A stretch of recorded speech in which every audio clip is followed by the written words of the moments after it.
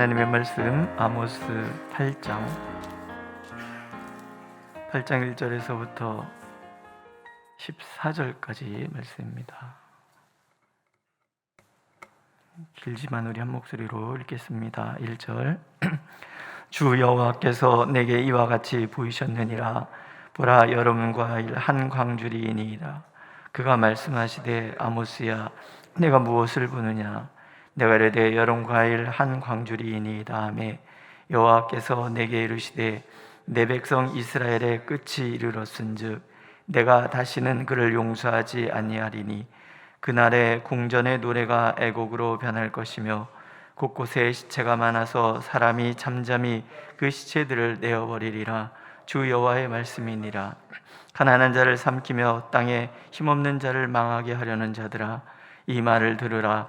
너희가 이르기를 월삭이 언제 지나서 우리가 곡식을 팔며 안식일이 언제 지나서 우리가 밀을 내게 할고 에바를 작게 하고 세계를 크게 하여 거짓 저울로 속이며 은으로 힘없는 자를 사며 신 한 켤레로 가난한 자를 사며 찌꺼기 밀을 팔자 하는도다. 여호와께서 야곱의 영광을 두고 맹세하시되 내가 그들의 모든 행위를 절대로 잊지 아니하리라 하셨나니 이로 말미암아 땅이 떨지 않겠으며 그 가운데 모든 주민이 애통하지 않겠느냐. 온 땅이 강에 넘침같이 솟아오르며 애굽 강같이 뛰놀다가 낮아지리라. 주 여호와의 말씀이니라. 그날에 내가 해를 대낮에 지게 하여 백주의 땅을 캄캄하게 하며 너희 절기를 애통으로 너희 모든 노래를 애곡으로 변하게 하며 모든 사람에게 굵은 배로 허리를 동이게 하며 모든 머리를 대머리가 되게 하며 독자의 죽음으로 말미암아 애통하듯 하게 하며 결국은 곤고한 날과 같게 하리라. 주 여호와의 말씀이니라. 보라, 날이 이를지라. 내가 기근을 땅에 보내리니 양식이 없어 주림이 아니며 물이 없어 가람이 아니요 여호와의 말씀을 듣지 못한 기갈이라. 사람이 이 바다에서 저 바다까지 북쪽에서 동쪽까지 비틀거리며 여호와의 말씀을 구하려고 돌아다녀도 얻지 못하리니 그날에 아름다운 처녀와 젊은 남자가 다 갈하여 쓰러지리라. 사마리아의 죄된 우상을 두고 맹세하여 이르기를 다나 내 신들이 살아있음을 두고 맹세하노라 하거나 브엘세바가 위하는 것이 살아있음을 두고 맹세하노라 하는 사람은 엎드러지고 다시 일어나지 못하리라. 아멘. 하나님께서 아모스에게 여름 과일 광주리 환상을 보여주십니다. 우리 성경 밑에 보면 여름 과일이라는 말과 끝이라는 말의 의미 같다라는 설명이 담겨 있습니다. 음절이 같은 거예요. 과실이 무르익듯 끝이 무르익었다, 이런 의미로 우리가 해석해 볼 수 있는데 하나님의 관용의 시간들이 다 지났다는 말입니다. 그러니까 하나님께서는 우리가 이해할 수 있는 것을 통해서 우리에게 말씀을 하신다라는 거예요.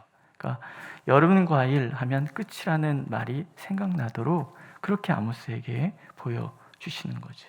요즘 시청각 자료를 활용을 잘해야 된다, 그래서 영상 자료를 많이 활용을 하고 그러는데 그러니까 하나님이 이미 오래전부터 이렇게 시청각 자료를 통해서 우리에게 말씀을 가르쳐 주시고 계시는 거죠. 그러니까 우리에게 말씀하실 때도 이해할 수 있는 것들을 통해서 알아듣도록 말씀하신다, 이런 뜻은요, 우리가 듣기를 원하면 얼마든지 하나님은 듣게 해주시고 보기를 원하면 하나님은 얼마든지 보게 해 주신다라는 거예요.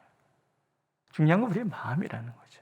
듣고자 하는 마음이 없어서 듣지 못하는 것이고 보고자 하는 마음이 없어서 보지 못한다, 그런 의미에 해당이 됩니다.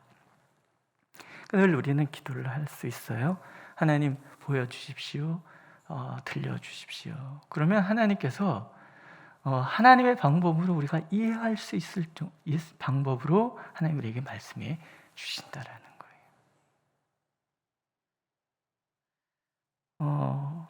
그 다음에 깨어있지 않으면 남는 것은 심판밖에 없다고 하나님 말씀하고 계시죠. 그 심판은 너무나 아플 것입니다. 내가 다시는 그를 용서하지 아니하리라, 이런 말씀하시죠. 궁전의 노래가 애곡으로 변하고 온 땅에는 말문이 막힐 정도로 시체가 진류할 것이다. 이렇게 설명하세요. 이미 앞에서 여러 번 심판의 메시지를 아모스를 통해서 주셨지만 우리가 7장에서 읽었듯이 아무도, 심지어는 가장 영성이 깨어 있어야 할 베델의 제사장조차도 하나님의 뜻을 헤아리지 못해요. 이 여로보암 2세 시대에 같이 활동했던 선지자 중에 요나라는 선지자가 있잖아요. 요나가 니느웨에 가서 하나님의 말씀을 전하라, 심판의 메시지를 전하라, 그런 이야기를 듣잖아요. 도망가다가 결국은 억지로 끌려가고서는 니느웨에 도착을 했어요. 그 성의 크기가 3일을 다녀야지만 다 돌 수 있는 그런 크기예요. 그런데 하루 만에 주파를 합니다. 그러니까 대충 말씀을 전했다는 얘기예요. 싫으니까 그냥 하나님 앞에는 하긴 했어요 그러고 마는 거죠. 그러니까 대충 전했어요. 근데 놀라운 일이 벌어지잖아요. 왕으로부터 가축에 이르기까지 다 베옷을 입고 죄를 뒤집어 쓰고 하나님 앞에 회개를 하는 거예요. 같은 시대, 하나님을 모르는 이방은 하나님의 심판의 얘기를 듣고 왕으로부터 가축에 이르기까지 다 회개를 하는데, 정작 하나님의 백성이라고 하는 이스라엘 백성들은 하나님의 말씀을 안 듣는 거예요. 교만 때문에 그래요. 우린 선민이니까, 난 구원받았으니까 내가 무슨 죄가 있다고 그래. 저거 이상한 소리야. 빨리 유대나 니네 땅이나 가서 니네 땅이나 내 땅 백성이나 얘기를 떠라라. 그리고 우리 얼마나 잘 살고 있는데 이런 교만이 가득해 있는 거예요. 자신들이 얼마나 하나님 앞에 옳지 않은지를 모르고 있는 거예요. 다림줄 한 쌍이 세 번째 환상이란 말이죠. 다림줄 기준이 건물 지을 때 균형을 맞추기 위해서 이렇게 줄을 이렇게 쭉 내려뜨리는 걸 얘기하잖아요. 기준은 하나님께 있다는, 내 기준으로 내가 옳다 그르다를 말하는 것이 아니라 하나님께서 옳은 것이 옳은 거고 하나님께서 틀린 것이 틀린 거다라는 거예요. 자기 소견에 옳은 대로 살아가면서 이들이 하는 행동들을 보세요. 약한 자들의 억울함이 하늘에 사무치게 만드는 거예요. 4절에 보면 가난한 자를 삼키며 땅에 힘없는 자를 망하게 한다, 하나님 이렇게 규정하잖아요.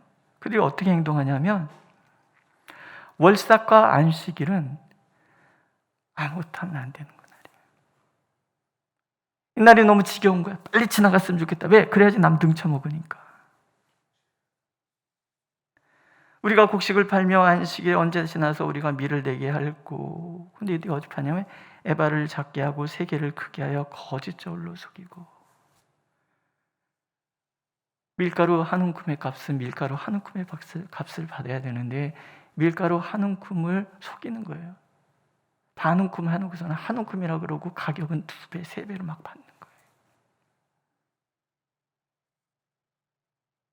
은으로 힘없는 자를 사고 신 한 켤레로 가난한 자를 샀다. 파는 것은 밀의 찌꺼기다. 아주 형편없는 것을 갖다 주면서 비싸게 팔고 이것을 갚지 못한다고 해서 신 한 켤레 값으로 얼마 돼요? 사람을 함부로 종으로 만들어버리는 거예요. 그냥 가능해요? 아니에요. 권세 잡은 자들과 결탁했기 때문에 그래요. 그러니까 공의가 실현되지 않은 나라는 불의한 자들이 뇌물만 쓰면 얼마든지 고소해! 법원은 내 편일걸? 이렇게 되는 거예요. 그러면 약하고 가난한 사람들은 억울하잖아요. 하소연할 데가 없어. 한이 하늘에 사무치는 거예요.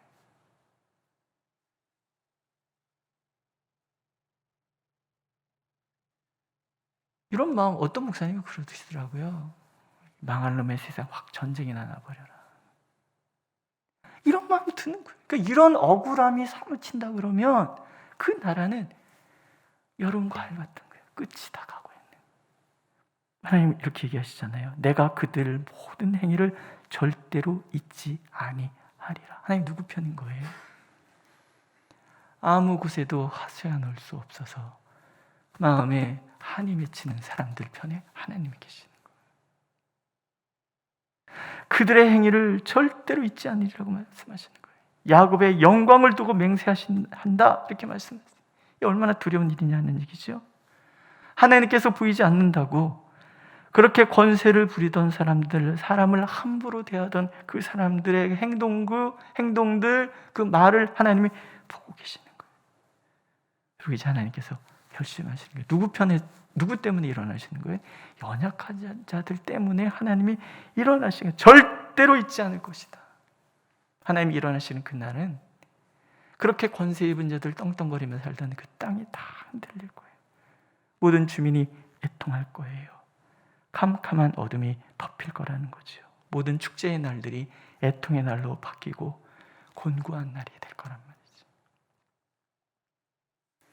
하나님의 심판 중에 제일 무서운 심판은요, 하나님이 더 이상 상종하지 않으시는 거예요. 내가 기근을 보내리니 여호와의 말씀을 듣지 못한 기갈이라. 말씀을 구하려고 돌아다녀도 얻지 못하리라. 하나님의 말씀의 종이 사라지는 세상, 그 세상은 그저 자기 소견에 옳은 대로 행하는 악한 세상이 될 것입니다. 듣고자 하는 마음이 없으면 말씀하시지 않겠다는 거예요. 보고자 하는 마음이 없으면 보여주지 않으시겠다는 거예요. 그저 자신들의 욕망에 스스로 걸려 넘어지도록 하나님께서 내버려 두시겠다는 거예요. 디모데서에도 마지막 때문에 이렇게 소개하고 있지 않습니까? 때가 이르니 사람이 바른 교훈을 받지 아니하며 귀가 가려워서 자기의 사욕을 따를 스승을 많이 두고 또 그 귀를 진리에 돌이켜 허탄한 이야기를 따르리라. 내가 듣고자 하는 얘기만 듣고자 하는 그 시대는 하나님의 말씀이 멈추는 시대. 누군가가 내게 듣고자 하는 얘기만 들려준다 그러면 심각하게 생각해야 되는 거예요. 정말 내가 그렇게 완전한 사람인가? 우리가 살펴보라는 거죠. 말씀이 들려오지 않을 때 두려워해야 하고, 말씀을 듣고자 하는 마음이 내 안에서 사라졌을 때 우리는 두려워해야 하는 거예요. 하나님이 나와 상종하기를 거부하는 그날이 바로 심판의 날이기 때문에 그렇습니다. 혹시 말씀 들으시다가 저거 나 들어보라고 하는 소리지? 이런 마음이 든다든가, 목사가 사람을 자꾸 치네, 이런 마음이 든다 그러면요, 그때는 할렐루야 해야 돼요. 듣고 있다는 얘기거든요. 내가 듣고 싶지 않은 얘기를 지금 강단에서 하는 이야기지, 나 들어보라고 하나님이 하시는 말씀인 건 분명하잖아요. 그럴 땐 어떻게 마음을 고쳐먹고, 혹여 내가 이렇게 기분 나쁘게 들리는 이유가 혹시 내가 하나님을 거역하고 있는 것은 아닌지 살펴보라니. 듣는 둥 안 듣는 둥, 이게 문제인 거지. 무엇인가 와서 마음에 부딪히는 그때는 아직 하나님이 나에게 말씀하시는 때라는 거죠. 그렇지 않습니까? 목사가 뭔 재주로 450명 속속들을 다 알아서 그에 딱 맞게 너 들어보라고 하는 얘기야라고 말을 하겠습니까? 그냥 말씀 준비하다 보니까 어떤 사람은 이렇게 걸리고 어떤 사람은 저렇게 걸리고 그러는 거 아니겠습니까? 받아들이기만 하면 얼마든지 내게 놀라운 은혜가 임할 것이라는 거. 우리 늘 염두에 두고, 혹여 오늘 내가 하나님의 말씀에 무관심하지는 않은가?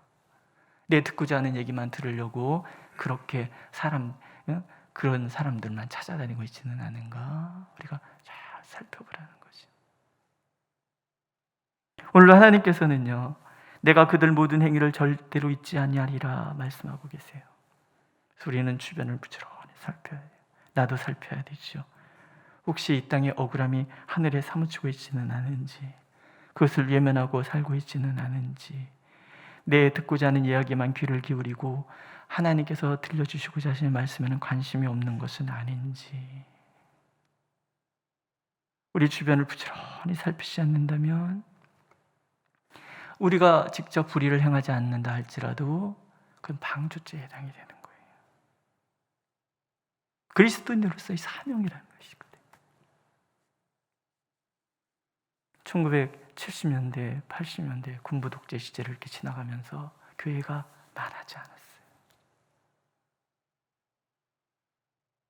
가톨릭에서는 그들 편에 서서 얘기를 했는데 말하지 않았어요. 빨갱이라고 다 매도했어요. 결국은 지금 이 시대에 이 땅의 젊은이들이 교회를 외면하고 있어요. 연약한 자들의 아픔을 끌어안지 않는 교회는 하나님과 관계없는 교회예요. 우리 성도들 중에 누군가 아파하는 사람들을 긍휼히 여겨서 그들을 위하여 기도하지 않는다면 나는 그리스도인이 아닌 거예요. 하나님은 보고 계시거든요. 잊지 않으신다고 말씀하시거든요. 우리가 하나님 편에 서서 누군가의 연약함을 끌어안으며 그렇게 기도하기를 하나님 간절히 원하고 계시거든요. 우리 사회를 잘 볼 필요가 있습니다. 헬 조선이라는 얘기를 자꾸 해요. 지옥 같은 조선이다. 우리 젊은이들이 그렇게 얘기를 한다 그러면 우리는 기도해야 돼요. 하나님, 이 땅에 억울한 사람들이 없도록, 자신들이 노력한 것이 정당하게 보상받지 못하는 땅은 억울함이 사무치잖아요. 그것을 위해서 우리는 기도해야 돼요. 이 땅의 젊은이들이 희망을 가질 수 있도록, 이 땅의 구석구석을 살피시면서 너무나 연약하지만 착하기 때문에 억울할 수밖에 없는 그들을 위로해 주시기를 우리는 늘 기도해야 되는 거죠. 이해되십니까? 예수 믿는다는 것은요, 무한한 책임이 있으면서 동시에 그것은 영광의 자리인 거예요. 왜냐하면 내가 지금 해 아래에 속해 있는 것이 아니라 해 위에 속해서 하나님과 교제하는 사람이라는 그런 이런 걸 권세라 그러는 거예요. 오늘도 하나님은 나를 통해서 이 땅에 하나님의 뜻을 이루기를 원하시는 거예요. 나의 기도 연약하지만 내 그 기도를 통해서 하나님은 일하기를 원하시는 거예요. 그렇게 하나님을 바라보고 하나님의 마음을 가슴에 품고 그렇게 기도하는 우리가 될 때에 우리를 통해서 하나님의 영광을 드러내 주실 것입니다. 기도하겠습니다. 하나님, 우리가 살아가는 이 세상을 바라보시는 하나님의 마음을 알기를 원합니다. 그래서 하나님의 마음 가슴에 품고 이 땅을 위하여, 이 백성을 위하여, 주변 형제 자매들을 위하여 기도하기를 원하오니 오셔서 우리의 기도를 들어주시고 응답하여 주옵소서. 그 누구도 억울함이 하늘에 사무치는 데 없도록 하나님 역사하여 주시고 인도하여 주옵소서. 하나님께서 우리를 상종하지 않으시면 우리가 어디로 가겠습니까? 말씀하옵소서. 우리가 듣겠나이다. 그 말씀 듣고 그 말씀대로 살아내므로 우리가 하나님의 종이 다 되도록 인도하여 주옵소서. 예수님의 이름으로 기도드렸습니다. 아멘. 하늘에 계신 우리 아버지, 아버지의 이름을 거룩하게 하시며 아버지의 나라가 오게 하시며 아버지의 뜻이 하늘에서와 같이 땅에서도 이루어지게 하소서. 오늘 우리에게 일용할 양식을 주시고 우리가 우리에게 잘못한 사람을 용서해 준 것 같이 우리 죄를 용서해 주시고 우리를 시험에 빠지지 않게 하시고 악에서 구하소서. 나라와 권능과 영광이 영원히 아버지의 것입니다. 아멘.